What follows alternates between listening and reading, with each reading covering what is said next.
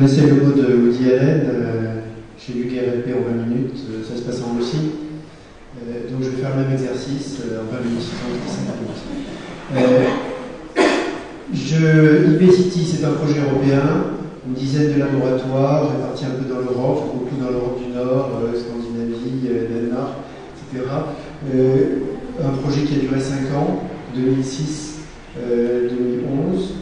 Et nous-mêmes étions dans cette équipe les urbanistes de l'équipe, donc les gens qui, sur le terrain, à la fois choisissaient les technologies, essayaient de les orienter, les tester et faisaient un feedback auprès des techniciens, des ingénieurs, pour les adapter mieux aux expériences que nous avions eues sur le terrain.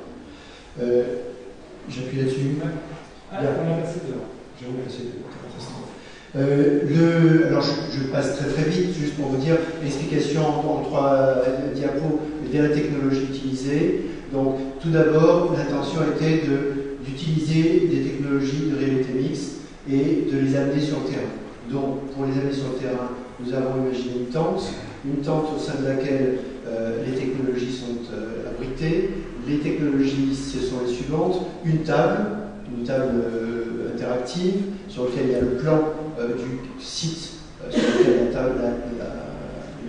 la tente a été implantée, donc un toit, une tente et des fenêtres sur le paysage. Donc quelque chose d'assez je veux dire, archétypal, de façon à ce que les gens immédiatement se retrouvent chez eux et de façon relativement simple. Donc la technologie, encore une fois, très simplement expliquée, une table interactive, une caméra au-dessus de la table qui reconnaît des objets sur le plan, et ces objets sont reliés à une base de données d'objets nombreux virtuels. Ces objets virtuels sont ensuite projetés dans le paysage, soit à travers une fenêtre qui fait l'objet d'un filtre, mais ce qui est la fenêtre de gauche, donc là vous avez derrière la fenêtre le vrai paysage, soit une fenêtre vidéo qui provient d'une caméra mobile que vous voyez juste devant la tente et qui est baladée sur le site à la demande des gens qui sont à l'intérieur de la tente et qui donc renvoie des images.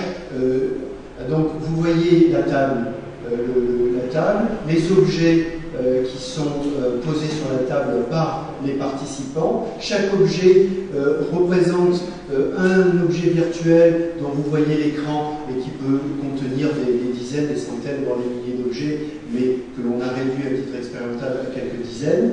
Et chaque fois que vous posez un objet, la caméra le reconnaît et va projeter dans la vidéo qui, encore une fois, se balade sur le site, l'objet en question. Et donc l'ergonomie est assez simple. Vous voyez le personnage du haut qui a pris un objet, qui l'a fait reconnaître et qui a dit c'est une maison, un arbre, un oiseau, un chien, un renard, je ne sais quoi, l'a posé sur la table et tout de suite après, l'ensemble des gens regardent sur l'écran ce que donne cet objet dans le paysage. Donc le principe est en soi relativement simple. En plus de la caméra mobile qui est évidemment repérée d'une façon géo-référencée, des panoramas fixes sur le paysage permettent de renvoyer des images et de voir de nouveau le même objet. Donc cet objet peut être visible soit à travers la fenêtre, soit à travers des panoramas fixes, et là on peut en faire autant qu'on veut, soit à travers la caméra qui nous dit plus à droite, plus à gauche, un peu plus loin, mettez-vous au coin de la rue, etc. Voilà. Donc vous avez là le plan, vous avez là 3 panoramas, vous voyez la tente, vous avez 3 panoramas fixes et la caméra mobile. Caméra mobile, vous voyez le scout, comme on l'appelait dans notre jargon, qui se balade avec sa caméra, qui renvoie des images.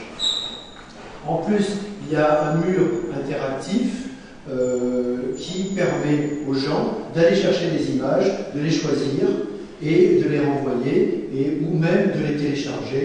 Alors on l'a fait à titre très expérimental, mais de venir avec sa propre image, de la télécharger sur le mur et de la transformer pour qu'elle puisse être ensuite... Là on est à Helsinki, Là on est à Helsinki, oui, de toute façon, c'était partie de l'équipe. Ce mur-là a été mis au point dans le cadre de Helsinki. Voilà.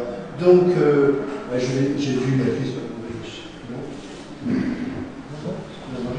Alors, comment ça se passe un scénario? D'abord, on travaille sur des scènes réelles, donc on cherche un site, on On y travaille avec les collectivités locales et les maîtres d'ouvrage ou promoteurs de ce site. Je passe très vite, mais je répondrai aux questions. On crée des panoramas, puisque ces panoramas, il faut les créer en avance. On fait un visionning avec les caméras pour savoir comment elles vont pouvoir se balader sur le site. Ensuite, on réunit un panel d'expérimentateurs, d'habitants. Alors, j'en redirai un mot en conclusion, comment ils sont choisis. Et on travaille avec eux pour qu'ils connaissent les plans, ils connaissent le site, ils se baladent, ils viennent avec leurs propres expériences. Et on passe un certain temps avec eux, soit individuellement, soit collectivement, pour recueillir des images. Ces images, on les transforme et on les met dans la base de données. Alors ce sont des images que l'on redessine avec des graphistes, de façon à ce qu'elles soient un matériau de qualité, qu'on ne soit pas simplement des papiers coupés-collés que les uns et les autres auront amenés. Donc on les redessine. Il y en a de différents types, il y a des images, des vignettes, des 2D, des 3D, des mots, etc. Ces vignettes sont bien sûr dans la base de données, mais sont transformées également en vignettes papier, de façon à ce que les gens puissent les choisir, jouer avec, se les échanger. Vous voyez qu'il y a un côté très ludique, à la fois avec les cubes sur la table et avec les cartes à jouer. Et donc les gens discutent avec ces cartes, choisissent. Encore une fois, c'est un vrai jeu de société qui se constitue pendant un début. Une fois qu'ils ont choisi les cartes dont ils ont besoin, ils s'installent autour de la table, transforment ces cartes en objets qui sont, encore une fois, les cubes avec lesquels on a pratiquement tous joué, sauf les plus jeunes qui ont pu jouer qu'avec des Game Boy. Mais enfin, sinon, on a presque tous joué avec des cubes en bois. Il a déjà. Oui, c'est 1 minute 40. Bon, voilà le type d'objet, j'ai fini à 1 minute près. Voilà le type d'objet. Il n'est pas question de conception, mais d'avoir une vision du projet, c'est la conception de la conception. On ne fait pas du projet, mais on accumule des expériences collectives et autour de ces expériences, on visionne, on donne une vision du projet. Voilà un exemple où des assemblages à la fois de bâtiments, de tools, ce qui est assez significatif de ce que les gens voient sur ce site, mais aussi de mobilité, etc. Voilà, alors en conclusion, ça permet quoi? Ça permet de comprendre les évolutions sociales, c'est-à-dire de mettre les gens autour d'une idée et de vous donner encore quelque chose. Voilà, ça permet d'évaluer des comportements, par exemple des comportements d'agression. Le projet est en conflit en soi, ça permet de localiser les conflits, voire de les drainer.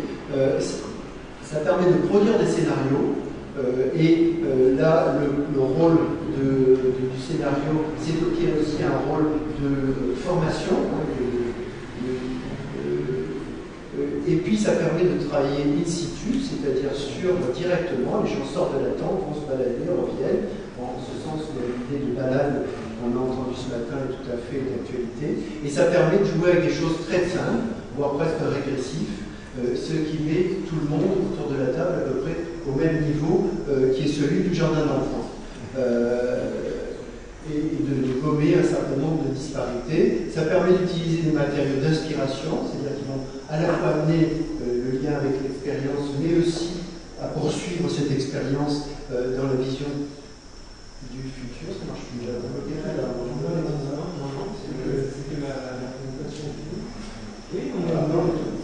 Ben voilà, c'est fini. Alors, maintenant, on est en train de poursuivre cette expérience, c'est vraiment de la recherche. Oui, je tiens à dire que c'est de la recherche. On n'est pas là dans la solution de service rendu encore. Par contre, on est en train maintenant, plusieurs villes nous ont demandé de poursuivre cette expérience. On est en train de la rendre opérationnelle et d'y travailler. Ça pose en tout cas deux questions fortes. La première, c'est ça pose la question de la représentativité des gens qu'on met autour de la table et du nombre d'ailleurs. Donc il va falloir qu'on règle ce problème. Là, on peut mettre 8 à 10 personnes autour de la table alors qu'ils nous disent mais comment faites-vous si on a 100 personnes Première question, et comment on choisit leur rôle. Et puis la deuxième question, c'est comment mettre en relation ce travail avec les données des villes qui sont fabuleuses, sur le site, sur la géographie, sur la démographie, etc. Et comment on met ça en relation avec le monde du projet urbain, projet architectural, qui là aussi répond à notre logique. Et on est en train de travailler à cette mise en rapport entre ces trois trois mondes. Le monde de l'expérience localisée et de l'expérience, et le monde de l'architecte et de l'urbanisme,